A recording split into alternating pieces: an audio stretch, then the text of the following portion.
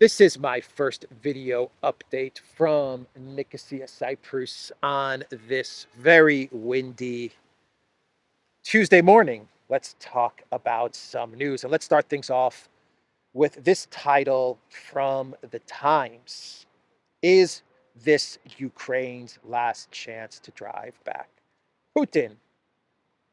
Is this Ukraine's last chance to drive back Putin? Not to drive back the Russian military or Russia. Is it Ukraine's last chance to drive back Putin? Well, let's start things off with an article from the Wall Street Journal that came out the other day. Ukrainian air defense missiles to run out by May, according to the Wall Street Journal. Kiev's forces are burning through their Soviet era stocks, the Pentagon reportedly believes. So I talked about this in my video on Saturday, and I mentioned how one of the documents in the leaked documents from Saturday, one of those documents said that Ukraine was running low on S-300s, S-300 air defense missiles, and was pretty much out of Buk air defense missiles. And now the Wall Street Journal is picking up on that document that claims Ukraine is out of air defense missiles. And the Wall Street Journal is saying that Ukraine will run out of most of its anti air missiles by May. The WSJ is citing classified Pentagon documents, which were leaked on social media. Facing the prospect of Russian air superiority, Kiev has been asking for more air defense systems from the West for months. According to a Pentagon presentation dated February 28th, Ukraine is expending around 69 Buk missiles and 200 S-300 missiles per month, the newspaper reported.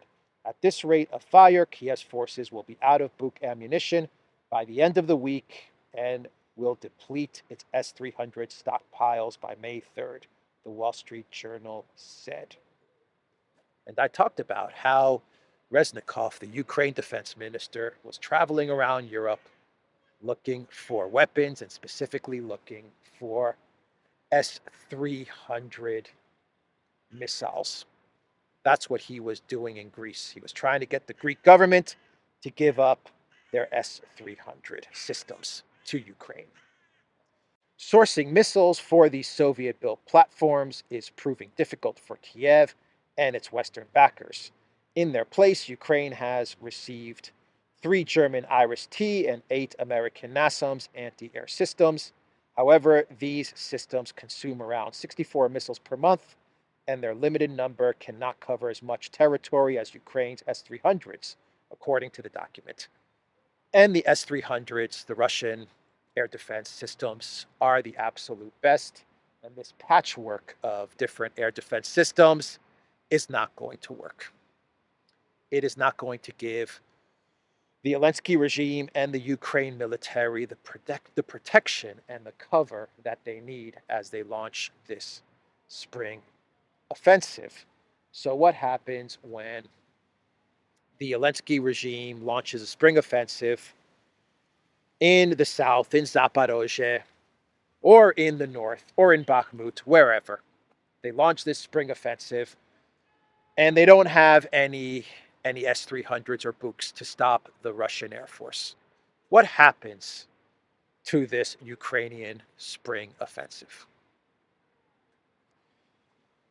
The Washington Post, they ran an article yesterday, and they are saying that the U.S. doubts Ukraine counteroffensive will yield big gains, according to the leaked documents. Ukraine's challenges in massing troops, ammunition, and equipment could cause its military to fall well short of Kiev's original goals for an anticipated counteroffensive aimed at retaking Russian occupied areas this spring. According to U.S. intelligence assessments contained in a growing leak of classified documents revealing Washington's misgivings about the state of the war. Labeled top secret, the bleak assessment from early February warns of significant force generation and sustainment shortfalls, and the likelihood that such an operation will result in only modest territorial gains.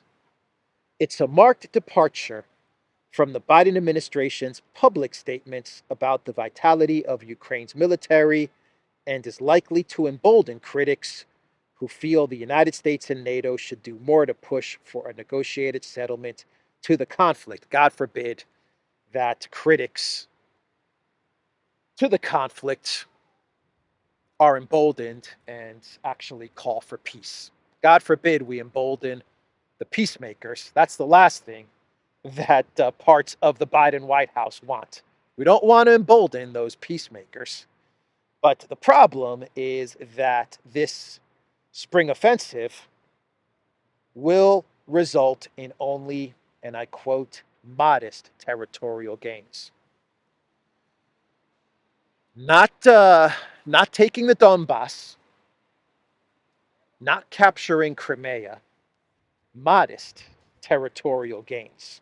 The document, forecasting only modest successes in Ukraine's forthcoming counteroffensive, indicates that Kiev's strategy revolves around reclaiming contested area in the east while pushing south in a bid to sever Russia's land bridge to Crimea, the peninsula Moscow illegally annexed in 2014 and now uses as a supply route for its forces inside Ukraine. The potency of entrenched Russian defenses, coupled with enduring Ukrainian deficiencies in training and munitions supplies, probably will strain progress and exacerbate casualties during the offensive, the document says. In other words, Ukraine is going to gain modest territory while suffering huge losses.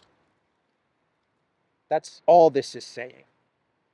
Ukraine is sending troops that are not trained with low munitions against entrenched Russian defenses with low to no anti-air missile defense.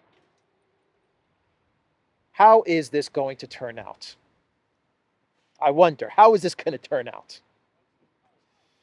So the Washington Post then talks about how there's some forces in the Biden White House who are still pushing for this offensive, while there are other forces in the Biden White House who are saying, let's not do this.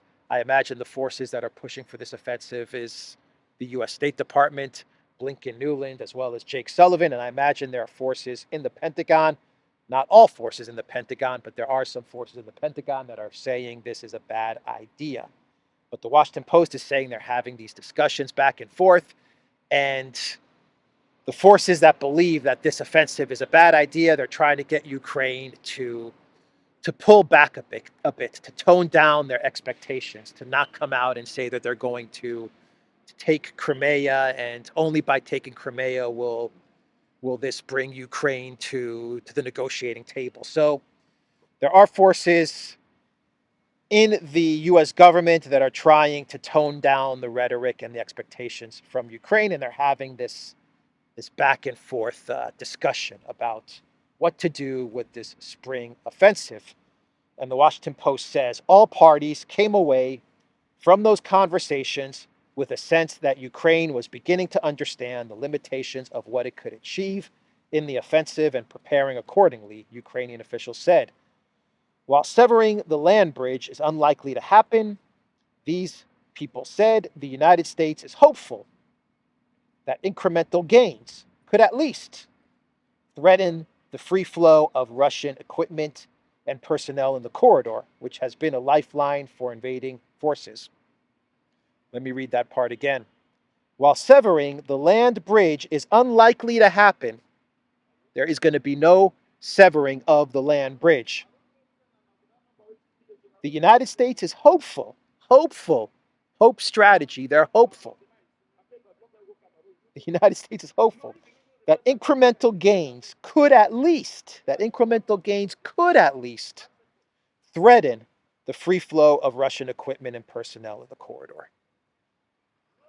They're hopeful that some incremental gains will be enough to, I don't know, to lead to some sort of chain reaction where the Russian military collapses or the Putin government collapses or that Russia decides to stop the conflict, to pull out of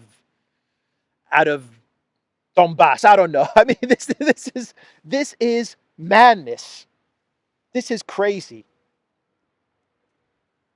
I've been doing videos now on this conflict for over a year, and I've been saying that the U.S., the Biden White House, has been relying on the hope strategy.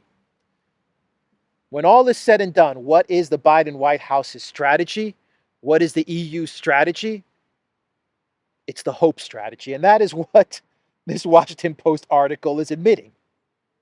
They've now reached a point where the Biden White House, where the collective West, where NATO is actually hoping that incremental territorial gains will lead to Russia's defeat. So towards the end of the Washington Post article, they cite a Ukraine official, and they say another Ukrainian official said the leaked documents were unlikely to compromise the planned counteroffensive. Everyone knows we're low on ammunition. The president and the defense minister talk about that openly, the official said. And it's been obvious to everyone since November that the next counteroffensive will be focused on the south, first Melitopol and then Berdyansk. But the exact place, we can change that the week before. So, okay, everyone knows where this offensive is going to take place.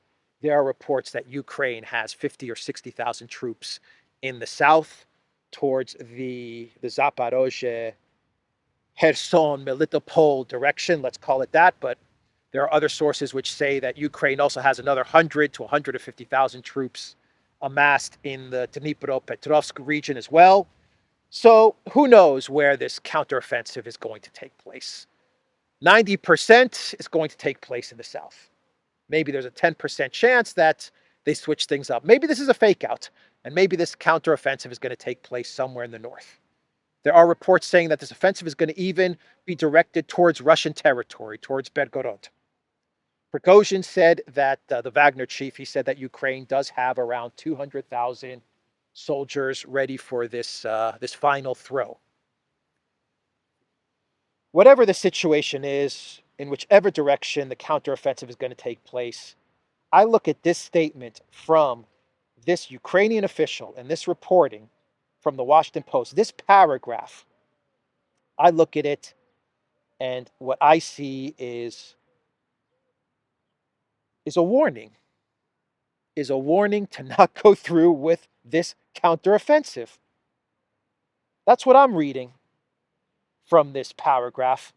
Everyone knows we're low on ammunition. The president and the defense minister talk about that openly.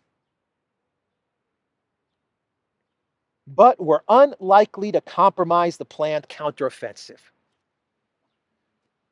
It sounds to me like this Ukrainian official is saying the State Department, and I believe it's the State Department, is pushing us to catastrophe. We have to go through with this offensive. He's saying it right here. We're unlikely to compromise the planned offensive. They're not letting us pull back from this offensive. Blinken, Sullivan, Newland, they're forcing us to go through with this. Probably Lloyd Austin. They're forcing us. But we're telling you, we're low on ammunition. Our troops are not properly trained. Everyone knows that this can only take place in one or two directions. The Russians are ready. We're going to make modest territorial gains, but what can we do? They're forcing us. That's what this paragraph is saying. That's what this whole article is pretty much saying. And if I was If I was Victoria Nuland,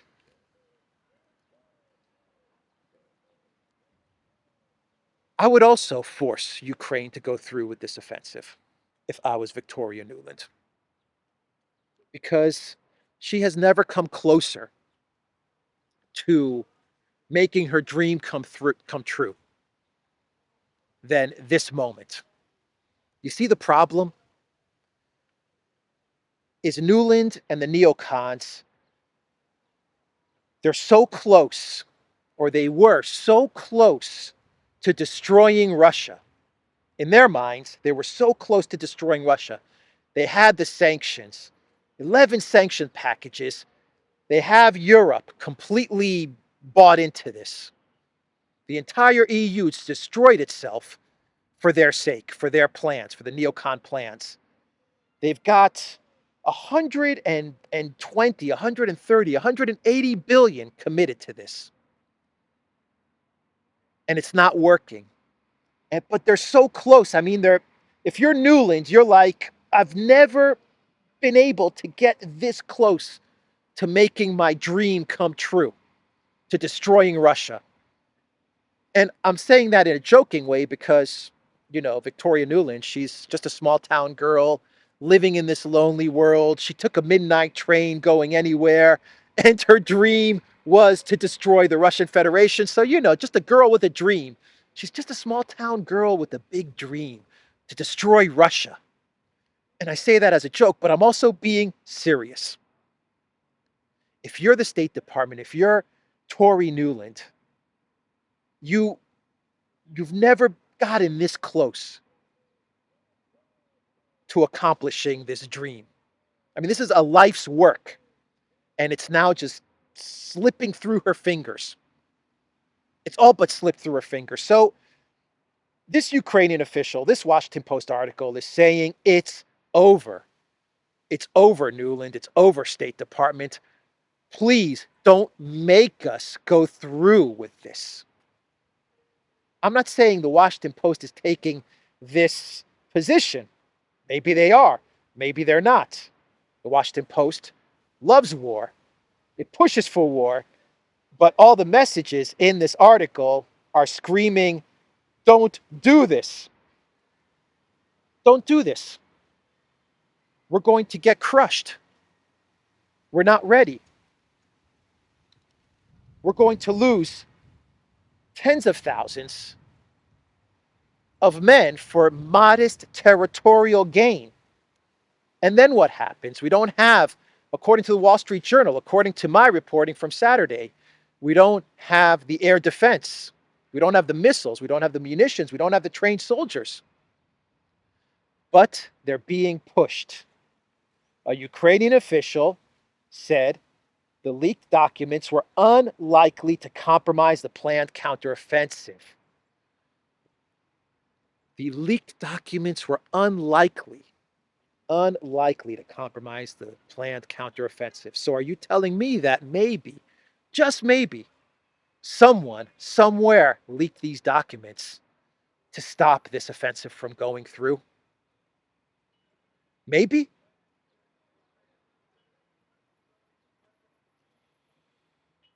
Let me know what you think in the comments down below, and I'm gonna expand on that thought a little bit further on in this video. But the last paragraph of the Washington Post article says the prospect of pouring billions of dollars into a military stalemate with only incremental gains in one direction or another could weaken the resolve of Kiev's backers in Europe and in the United States, possibly sharpening calls for negotiations between Kiev and Moscow. But opening talks with Russian President Vladimir Putin could be risky for Ukraine's leader, President Zelensky, given the acute animosity toward the Kremlin among the Ukrainian people who have suffered extraordinary levels of violence and hardship during the conflict, yet have held together with the promise of achieving a total victory, the promise of taking Crimea. But the final paragraphs, these are the last two paragraphs in this Washington Post article. The final paragraphs admit that this is political. The decision making of the counteroffensive is political. This is a political decision. the prospects of having to negotiate after pouring 120, 130, 180 billion into Ukraine is something that at this moment in time, the Biden White House, the European Union, they just can't stomach it. They haven't figured out a way to explain it to all of their citizens. How do you explain it to the American people? How do you explain it to the people of Europe that we poured in billions upon billions in money and aid? And God knows how many billions they poured in, which is just unaccounted for. Who knows how many billions they've poured into Ukraine from 2014 up until today? And for them to come out and say, we lost. We have to negotiate. For them, it's a political decision that they're just not willing to make. They don't want to even go down that road. And then the Washington Post says that Zelensky, well, if he has to negotiate, he's cooked. And they're right.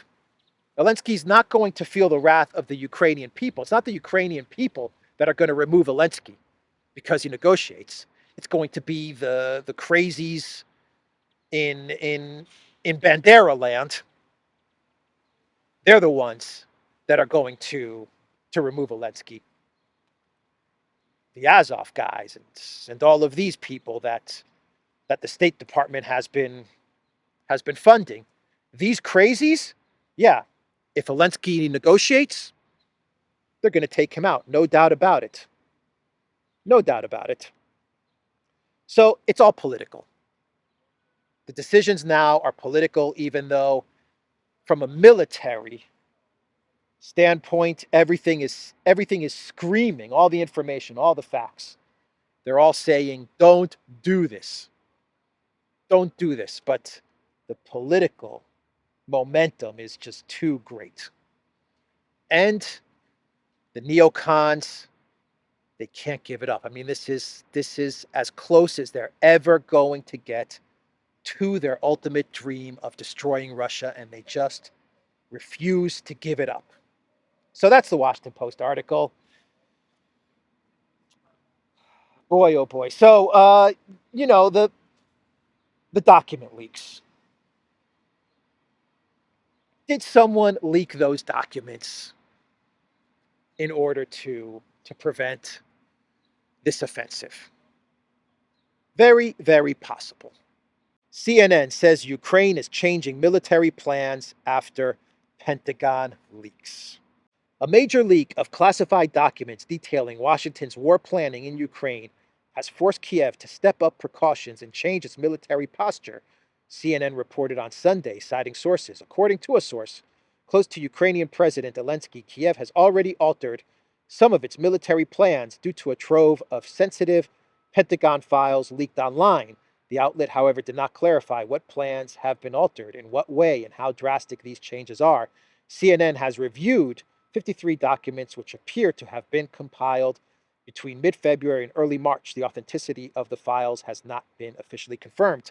So you're telling me that Ukraine is changing up their entire military planning based on documents that are not authentic? Of course not. Of course not. The documents are authentic. And Ukraine is not only thinking about changing up their military plans, there are forces at work, probably that leaked the documents, that are trying to say don't go through with these military plans. So that's the message that we're getting. The U.S. Department of Justice, they've opened up an investigation on these leaked documents. Kirby came out with statements saying that these documents shouldn't be on the interwebs. That to me points to the fact that these are authentic. I mean, the Financial Times is saying the U.S. Department of Justice opened a criminal investigation into the leak of dozens of secret documents about the war in Ukraine. That is what the Financial Times is reporting. Pentagon races to contain fallout from intelligence leak. Why would you open up an investigation if you believe these documents were phony?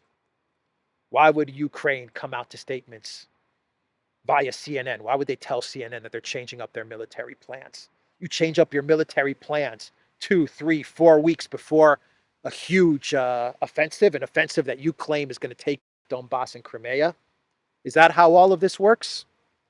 While your defense minister is running around Europe looking for ammunition and looking for S-300 missiles? This is a train wreck. This is an absolute train wreck. And the document leak is sending a warning, a message to the Zelensky regime, to the Biden White House, to the collective West. Stop. Don't do this. It's a bad idea. That's what's happening, in my opinion. You have guys like Danilov, who's like the Ukraine intelligence, military intelligence chief or something like that. He's the next Arestovich. This guy's like the next Arestovich. He talks a lot of nonsense. He said that the Ukrainian counteroffensive is happening every day. We are not waiting for magic dates. So the offensive has already started, everybody. It's already started. It's already going on. We're not waiting for magic dates, according to Danilov, who's a clown, and he's saying clownish stuff, and he's muddying the waters, right?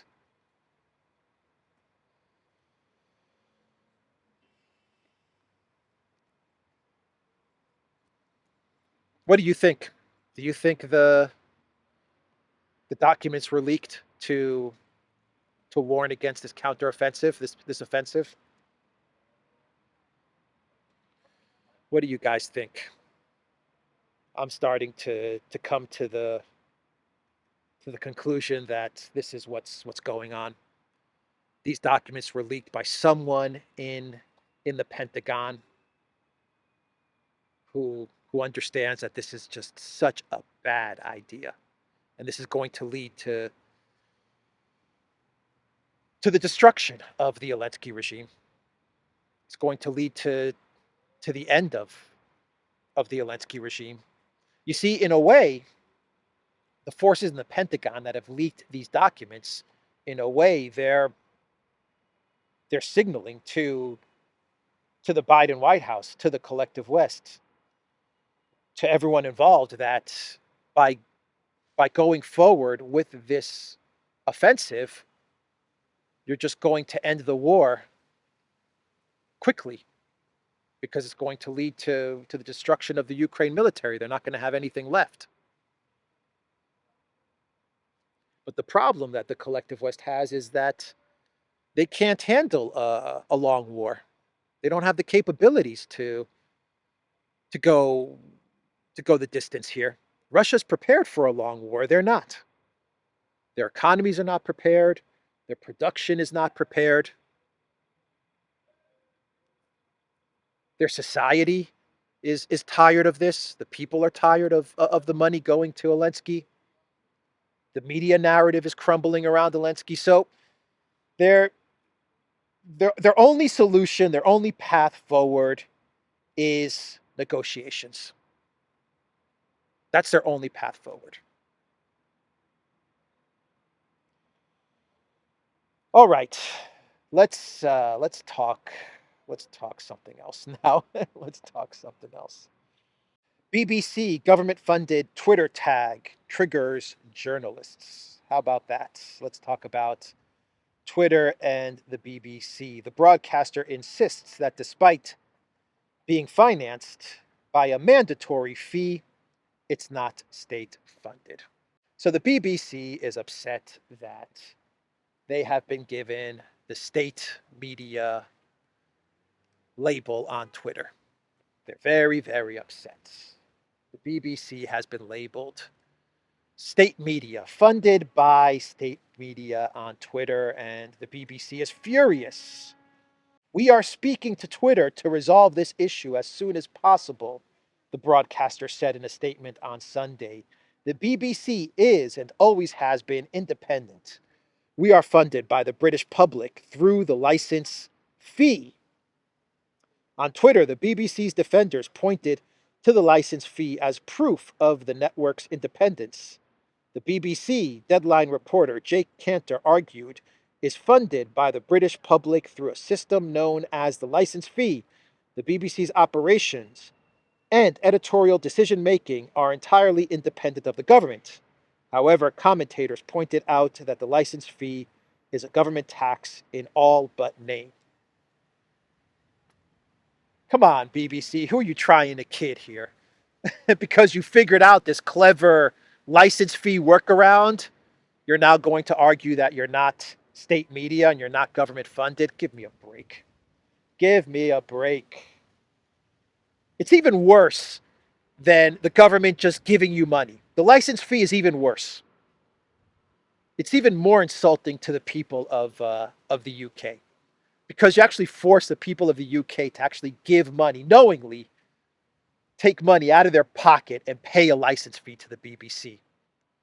I mean, that makes it even worse. I would prefer if I just paid my taxes and the government just gave money to the BBC, but I don't want to know about it.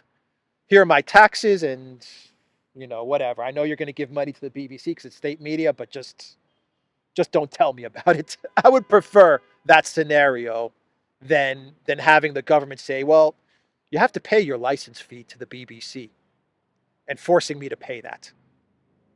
That makes it even worse. That makes it worse than state media.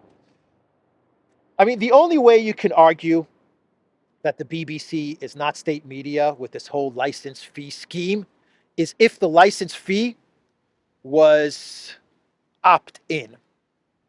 If it was opt-in, then the BBC could go to Twitter and say, "We're not funded by state media. We're not funded by the state. Sorry, we're not state media. We're not funded by the government." If the license fee was opt-in, in other words, I go to pay my electric bill, and as I'm paying my electric bill, a pop-up comes up, a window comes up, a prompt, and it says, "Would you like to give £5 to the BBC? Yes or no?" If that was the scenario for the license fee, then I would say, yeah, the BBC collects voluntary donations or voluntary fees from the British public, and that's how they fund their operations. So they're not state media, but none of this mandatory license fee. From what I understand, it's mandatory. Correct me if I'm wrong. People that live in the UK, please correct me if I'm wrong. If the fee is mandatory and you're forced to pay it, well, then you're state funded. Sorry to break the news to you, BBC. Anyway, that's my clown world, theduran.locals.com. We are on Rumble, Rockfin, Odyssey, BitChute, and Telegram, and go to the Duran shop. 10% off. Use the code Good Day. Check us out on Instagram. We are running a giveaway as well on our Instagram Duran shop page. And I just got a Duran backpack. And this is a really, really nice backpack with the embroidered logo. The material is it's really good. Really solid material. It's a simple backpack. It's not full of pockets and different compartments and stuff like that. It's just got two main areas to put your stuff. It's got this pouch right here, and it's got your main area as well. And I like it.